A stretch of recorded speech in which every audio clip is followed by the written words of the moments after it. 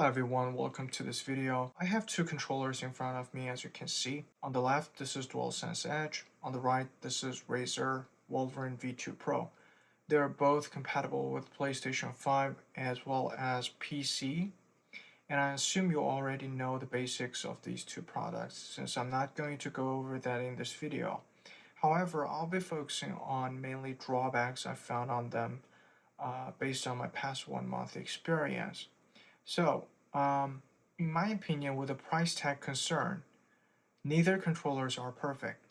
But I'll start with DualSense Edge, which comes with $199 without tax. Then later, we can come back to Razer Wolverine V2 Pro, and I can further explain why I decided to return this and keep DualSense Edge. The part I don't like about this controller is it only has 2 extra buttons on its back, and these 2 buttons are available for remapping under PlayStation 5 environment. You cannot remap these 2 extra keys. These 2 extra keys are called function keys, and they are only used for switching between different profile setups. But that's on PlayStation 5 environment. If you're planning to use this controller under a PC environment, things become a little bit different.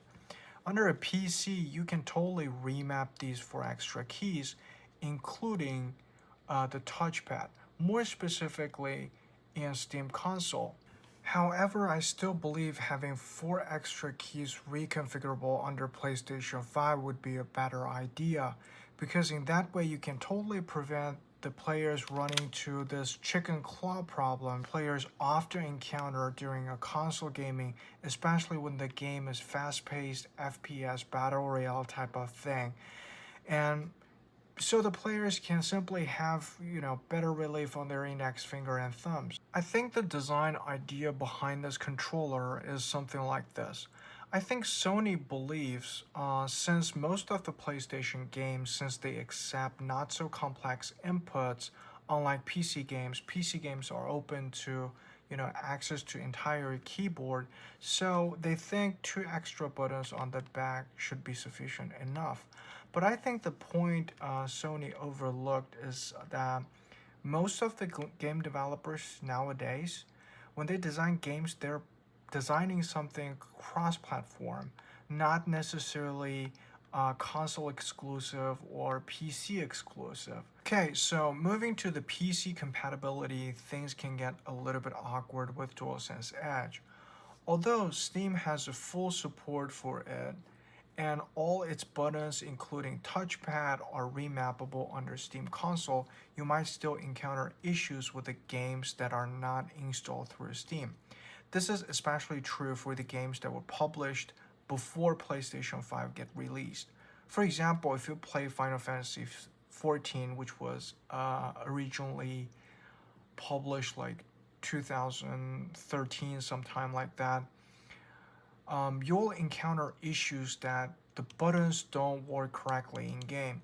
If you try to resolve this issue by recalibrating the controller using the game's functionality, you will find the game doesn't recognize the controller's input during the calibration process at all. As far as I know, this is not a DualSense Edge problem. It's merely the game has yet to have support for newer controllers like this. So to fix this problem without costing any money or installing any third-party drivers like DSX or DS for Windows, what you can do is download the Steam client and add the game to the Steam library as a non-Steam game and launch the game via Steam console. In this way, Steam will take care of the inputs and translate it correctly to the game runtime. By the way, if you want to know more about this, I'm planning to make a separate video about it in the future. Please be sure to subscribe to the channel. Okay, so that wraps up my experience with DualSense Edge on their PC platform. The last thing I want to make a good comment about this controller is that after you configure the controller under PlayStation 5, the profiles automatically carried over with this controller because they are stored in the internal memory, and you don't have to reconfigure them again on the PC side. So for me, that's a huge plus. I'm not sure if you care about them or not, but yeah, definitely for that reason, I don't regret buying this controller. So that's pretty much about DualSense Edge. And now let's move on to Razer Wolverine V2 Pro. So this controller comes with $259 without tax. The biggest drawback of this controller for me is that on the thumbsticks there is a significant dead zone, and it's so noticeable, especially when playing FPS games. This makes me feel like there is an input delay every time I tilt the thumbsticks. To make things worse, there is no way for a user to adjust the extent of this dead zone. There is a phone app, it's called Razer Controller. You have to use the app for configuring the buttons, thumbstick sensitivity, and RGB lightings. And by the way, let me turn this on so you can see. So this controller has a very cool RGB lighting. I really like this. I think not many controllers have this feature. So, but with a $259, I would expect this RGB lighting at least get synchronized with whatever platform I use. Like if I connect this to PlayStation 5, I would expect the lighting becomes whatever the theme that I installed on PlayStation 5, or if I plug this into a PC, then it turning to whatever the lighting that I applied to my Razer products. But that is not the case. The RGB lighting is configurable using the app that I just mentioned, but there is no way for synchronizing its colors. So the next problem this controller has is it has to be used with a 2.4G dongle for both PC and PlayStation 5 for a stable connection. For DualSense Edge, you have to use a wired connection with a PC, but you don't have to use wired connection with PlayStation 5. But for this one, you have to use 2.4G dongle no matter what platform you're using. So that is not a problem for me, but the real problem is this dongle has to be updated manually to its newest version. And the firmware file is usually published on the Razer's website, so I can leave the link below in the comment section if you're interested.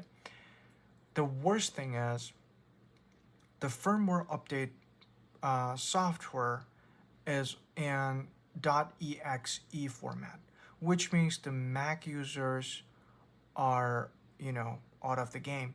So I think that's a huge downside of getting this controller, especially if you don't have a PC machine, then you cannot update the dongle. So I hope they can roll out the Mac version for updating this dongle in the future. But yeah, let's see how it goes. Although it allows users to remap up to 6 buttons, as you can see, M1, M2, M3, M4, M5, M6. By the way, a huge plus for these two buttons positioning. I really like extra buttons being positioned here. It's super clever. However, the back buttons are a little bit awkward, especially the top ones, M3, M4. When you playing a competitive game, you kind of miss these two buttons. You even forget about these two buttons from existing. So, and since I have relatively bigger hands and the longer fingers, so I don't have problem reaching out this M5 and M6. But if you have shorter fingers, I'm not sure you can do that. But anyways, this is not a deal breaker for me because I think it's okay, but it could be a deal breaker for you. So I know some other people have mentioned the grip doesn't feel as ergonomic as the Edge, but I think grip worked just fine for me. I found it quite pleasant to grip due to its lightweight, and it didn't necessarily fatigue my fingers even I placed my fingers long time during gameplay on these back buttons. I didn't have any of those problems. The good thing about this product is the front buttons are phenomenal. It's a near top level experience. There is no doubt of that. There was also no issues with any PC gamings at all. It's automatically recognized as a 360 controller, so the compatibility is just gold level. So everything worked out of the box. So yeah, I think that's pretty much about this controller. Okay, so in conclusion, by comparing what I can get out of 199 and 259, I choose DualSense Edge. Although it's not perfect, the buttons are less comfortable than Wolverine V2, and the fundamentals for being an advanced controllers are there. Again, this is just my personal experience. It worked for me doesn't mean it will necessarily work for you. So please take these comments as subjective. And thank you so much for watching. And please let me know what you think about these two controllers. And if you have them, please let me know your experience in the comment section. And take it easy. Goodbye.